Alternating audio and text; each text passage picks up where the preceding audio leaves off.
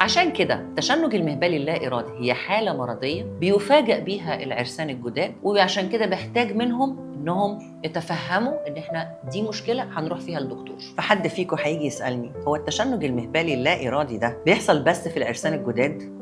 بيحصل في الناس اللي متجوزين بقالهم فتره طويله، بس عاده هنا بنلجا ان احنا للدكتور امراض نساء ولاده عشان خاطر ياكد لي ان مفيش اسباب عضويه هي اللي بتؤدي الى الالم. ولو هو استبعد لي كل الاسباب العضويه يبقى في حاجه نفسيه بينها وبين زوجها في الفتره الاخيره دي هي اللي مسببه الرفض للعلاقه معاه. ممكن تكون اي حاجه، من انه ما بيصرفش، يعرف عليها، اتجوز عليها، اي حاجه بس لها علاقه بالطرف الثاني بشكل مباشر. فبنحتاج نقعد معاهم ونعرف منهم ايه الحاجه اللي خلتها تحس انها مش عايزه تنخرط في نشاط جنسي معاه تاني، ليه مش عايزه تبقى مع جوزها في الفراش، لاسباب عاده لو ما هياش حاجه طبيه نسائيه فهي حاجات لها علاقه بسيكولوجيتها ناحيه الرجل اللي متجوزاه. التشنج المهبلي اللا ارادي ممكن يكون في اول الجواز، ممكن يكون في اي مرحله من الجواز، بغض النظر هو جه امتى، من المشاكل اللي بتعيق علاقه الراجل بمراته. عشان كده لازم نلجا للطب في اسرع وقت ممكن، قبل ما يحصل تراشق للنيران الصديقه، وقبل ما الموضوع يوسع، وقبل ما يحصل خلافات ما نعرفش نعالجها بسرعه.